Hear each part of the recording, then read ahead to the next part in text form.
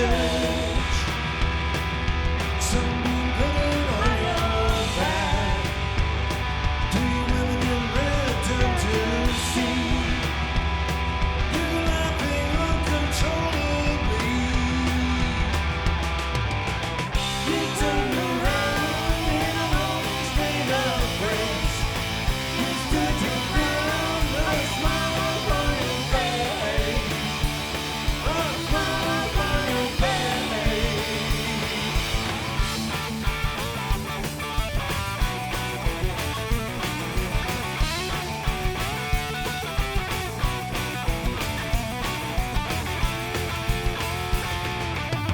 You turned around in a lonely state of grace.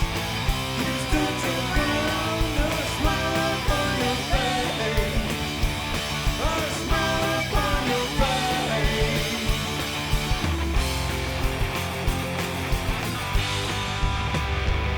You raised your chin to the sky. Laughter sparkled from your eyes. The smell of spring on a blossom breeze. You said, I'll be here, I'll be free. You turned around in a lonely state of grace. You stood your ground, a smile upon your face. A smile upon your face. With a smile upon your face.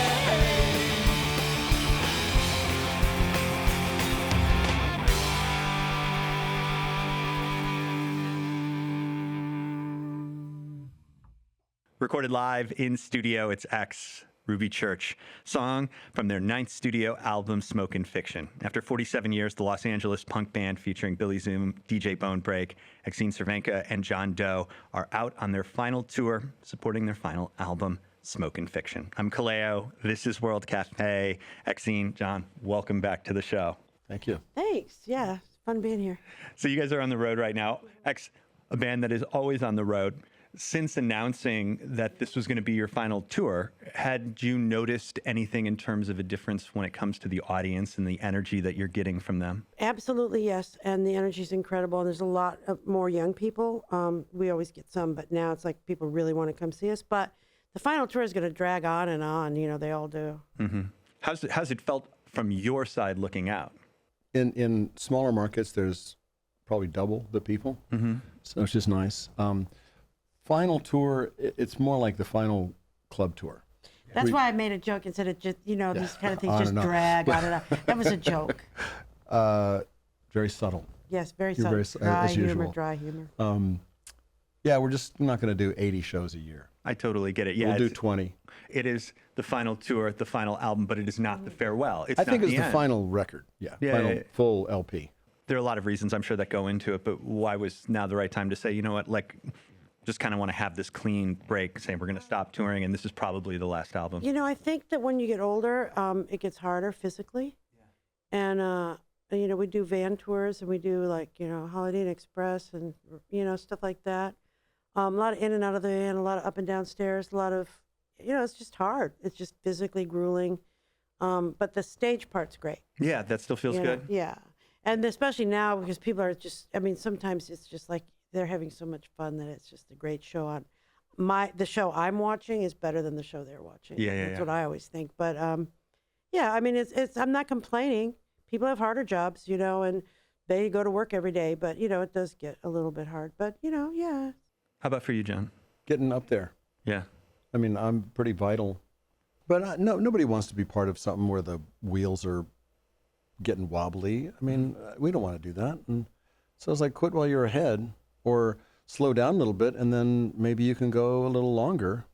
As far as making the record, being a last record, it's like so much effort in addition to touring in 2023 or 2022. Maybe Exene and I started working in earnest and writing the songs. Like you write the song, you rewrite the song, you've learned it once, you learned it a different time, you throw away all the music and say, well, I still like the lyrics, but I don't like this part of it, and I don't like the story that it's telling, and we did that with a bunch of stuff. So just that effort, and I'm really proud of the songwriting. And I love the idea of having a piece of work, you know. Can you talk a little bit further about that? Well, I think a lot of people just put out singles and they just have videos. But if you take 2, 3, whatever years, and you put the experience that you've had in that time, what's influenced you in that time, in addition to all your life, then it's a record of that. It's a mirror of that, and I think that's valuable. You get a broader idea of what happens to an artist if they're into it. Very cool. We're talking with John Doe and Exene Cervenka here on World Cafe. The new album from X is available now. It is their final studio album.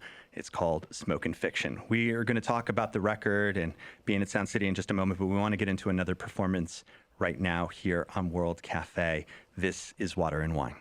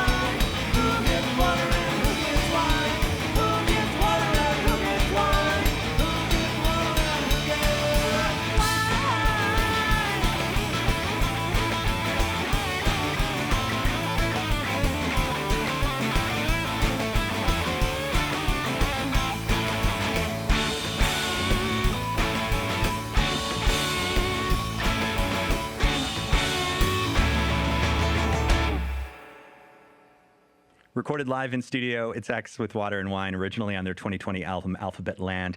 X is on their last proper tour currently, and their final studio album, Smokin' Fiction, is out now. My guests are John Doe and Exene Cervenka of X. This is World Cafe. Exene, did you know that this was going to be the last proper studio album when you started working on it? No, I don't really think too much about tomorrow's. I just kind of do what I'm doing. I think it just became, see, the thing is, it's a lot of hard work. And then you have to rehearse. And John lives in Texas, so he would fly out and we'd rehearse the songs for like 4 days. And then he'd go back to Texas, and then he'd come back out a month later, and we'd go, now, how did that go again? And it took so long to get the songs till we could play them live. It's just, there's so many songs in our heads, and I really think of the amount of work and effort that went into it was a lot. But I still don't believe it's the last record, because I don't care about like people making those pronouncements, because you never really know, do you, about anything. And people say that, and I go, but I don't know that, because I don't know tomorrow what's going to happen. What if somebody gives us $10 million and says, you guys, you can relax, you can take all this time in the studio, you can have any equipment you want, you can bring people in, you can have this really wonderful time, you can go somewhere and write songs together, Sure. And I'm going to make sure that happens, because I just want one more X record. Then we'd make an X record. That's not going to happen. So why make the pronouncement if we're not closing off tomorrow? Well, because 99% chance it is. Fair enough. But I'm just saying, like, that's why you always have those things where you never know about things. But I feel like, you know, the amount of work that went into it and everything, that this is good. We're good to stop. This is good stopping. And I felt like as the record developed, then there was this there was a reflective quality to it, like the Big Black X. Sure. Definitely. If someone said to me, "What was it like?" I'm 18 years old. What was it like in 1978? Yeah. And I only have 3 minutes because I have, you know, attention deficit problems. And say, here, listen to this song. And this is a lot of images from that time. This is a lot of what our ethos was like, and also the idea of not getting taken, not getting Swept away. Well, not just settling or brainwashed, Yeah. that kind of thing. So anyway, it was more like as the record developed, and I thought, well, I've used these chord changes, I've used these chord, and like, oh God, can I? What other chord changes? but it was the lyrics more than anything that was like that song Ruby Church, or Your Face in the Moon, which was like Exene wrote the chorus to that, and I made up the story. It was kind of based on an experience with Black Randy, who was a total nut. Yeah. I mean, clinically, I think. But anyway, so yeah, it felt like it developed. There's something else I want to bring up. It's like I wanted really bad to make a studio album again, and nobody else did. But eventually we got to the point where we went in and made Alphabet Land. And we made it, and it ended in February, right when the pandemic Yeah, it was started. the worst timing ever. So we couldn't tour it. Right. And we had this whole plan of when it was going to come out. And so we just had to drop it. And if that pandemic hadn't happened, that might have been our last record. Right. Because we weren't thinking past that, making another record past that.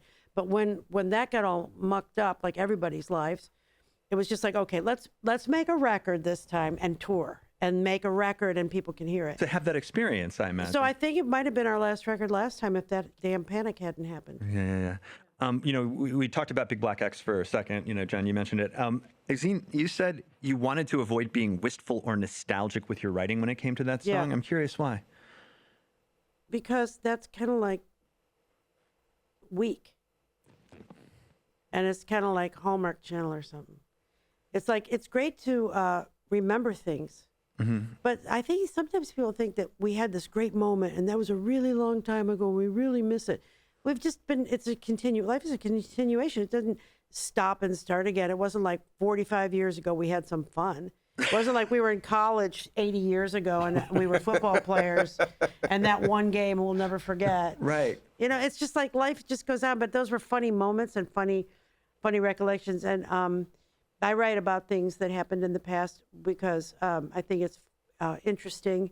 I don't know why that song, we kind of wrote it in the studio. I was just writing that stuff in the studio, and then John and I started writing it back and forth, and we just did it, you know. And so, like the Alphabet Land, there's a poetry thing in there that I wrote in the studio. So, you know, it's just something to do. I don't know. We've written so many songs, and some of them are about that time, and some of them aren't. But yeah, that one it does stand out. Yeah. Yeah. I chose that word reflective intentionally.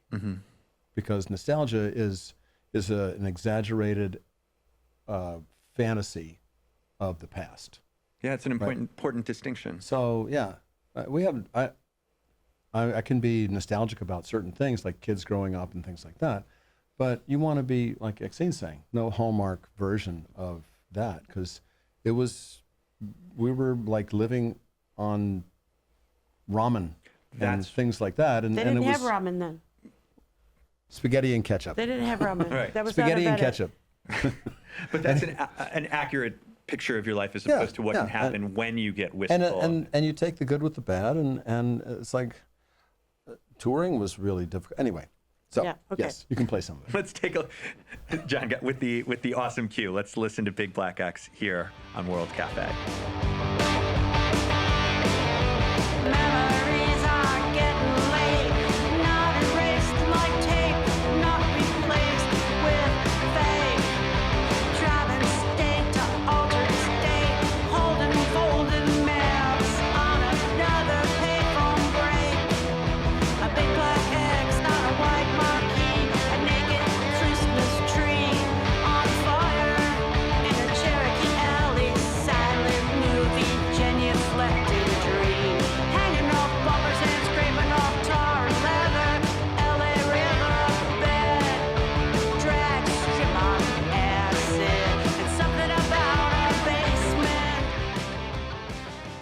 Cafe. It's X with Big Black X. It is from their new album, which is available now, Smoke and Fiction. You know, we talked a little bit about writing just with Big Black X. How have your writing routines changed, you know, over the years? How have they evolved? Exene? Not changed at all. Really? It's still with a notepad and pen, and that's how it goes? Yeah, I just write stuff, and then I keep it all, and then there's a line here and a line there, and I find a piece of paper that I like that I forgot I wrote, and I add it to something I wrote last week that I wrote 30 years ago or 15 years ago or something, and then when we're working on songs, I just send a bunch of stuff to John, and I craft them back. We craft them back and forth, and sometimes I write the whole song top to bottom, but usually because of the music, it has to change a little bit. Sure. So he's always done that. Like I'll write a song like Your Phone's Off the Hook or New World or something, and he has to make it fit music, and that's what we've learned to do together. And yeah, it's the same for me. Yeah, I'd agree. Sometimes it's minimum editing, just like to keep the meter right or the rhythm correct. And then other times, like I was saying, you'd throw out whole sections and then or different music and stuff like that. But I generally work on inspiration, and then once something's done, the fun work happens, but I still try not to be too logical or intellectual. I still tap into that, just write what feels good, write what feels correct, but changing the little connecting words and things like that, like in rather than on, or. Is that the fun part? But yeah. You like the editing, the punching up, or? Oh yeah. But still, you don't do it with like your pipe and your tweed jacket. You still do it with like, oh, this makes it cooler because it's in, it's not on. Yeah. It's really good because we can be singing a song and I go, hey, John, that first part doesn't work at all. I don't like it. And he'll go, okay. I go, but that other line's great. Why don't you put that first? He'll go, okay. And so we can do that, now. And he can just slice things up, and I'll go like, okay, I appreciate that you sliced that up. And that's recent, because in the past I had a bigger ego, and I would say, no, this is the way the song goes. Right. And that's sorry. You can't say that. That's bull crap. I can't We say say that down either. in Texas, that's bull crap.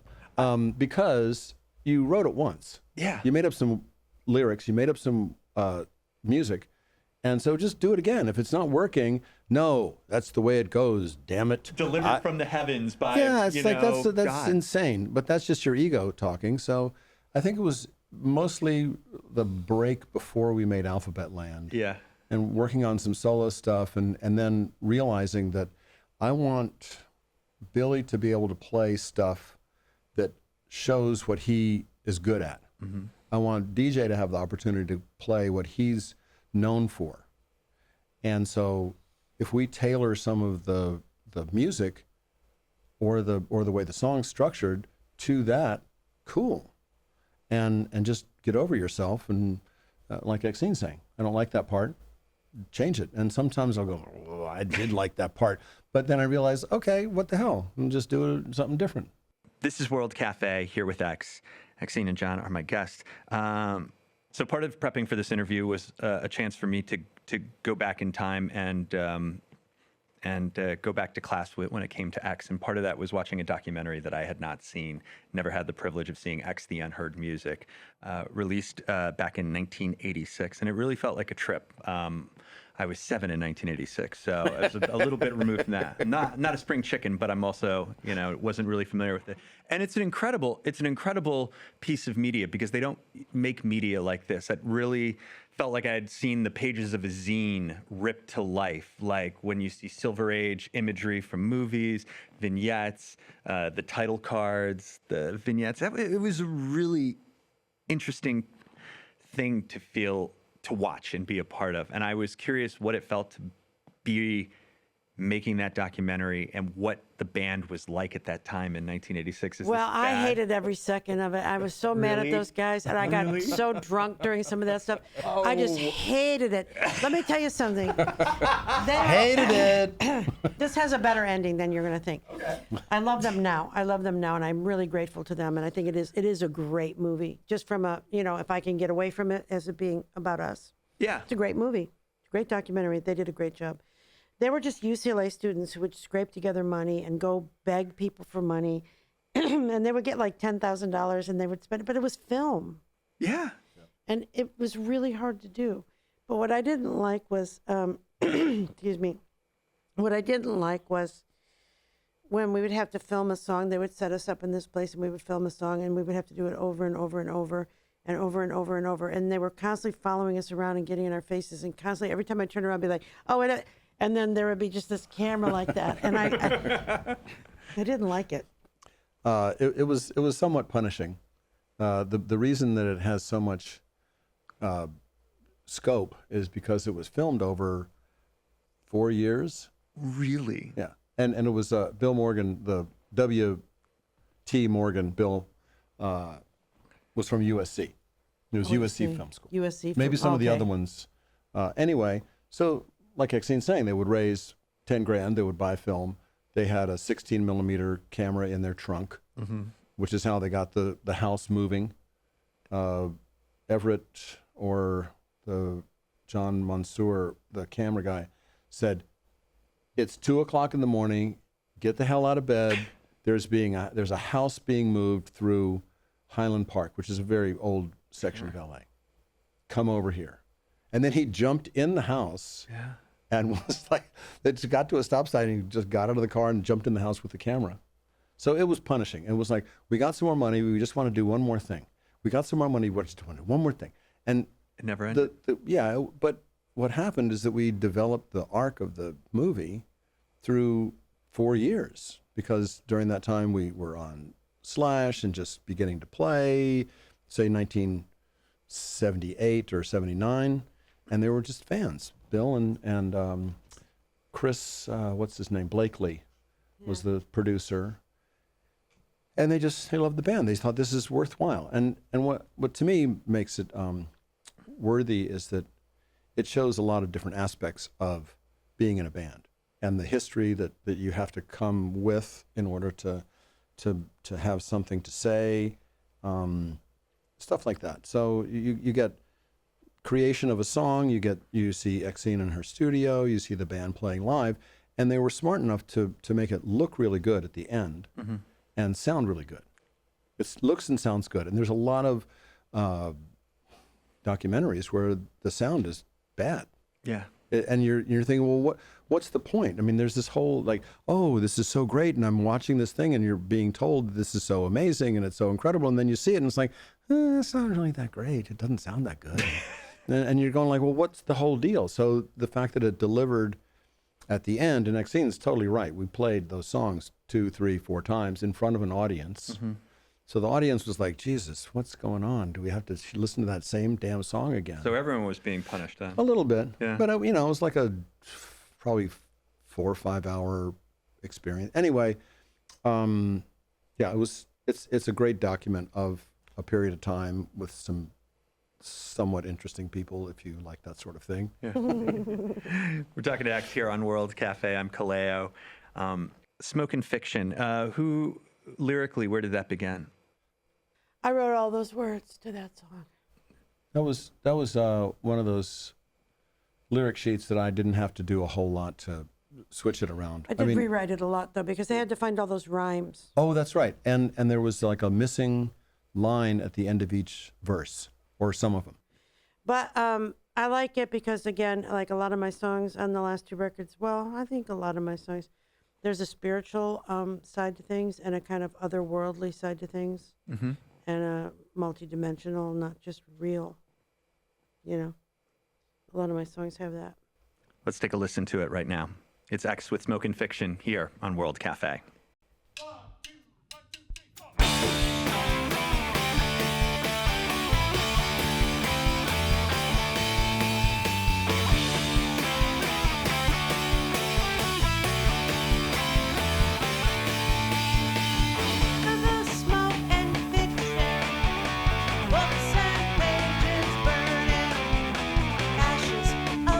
Confusion, all the wheels are turning.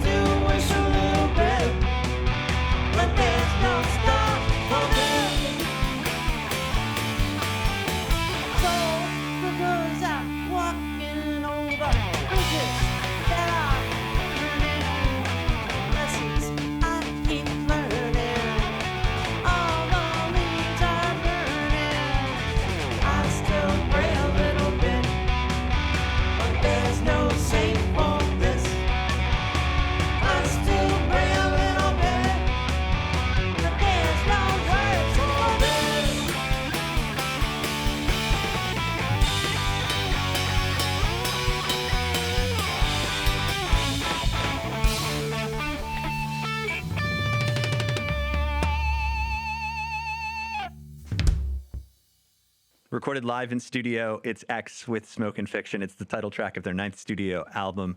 Please catch them on tour. It's your chance to see them in a sweaty club. Otherwise, you're going to have to make more exclusive arrangements in the future.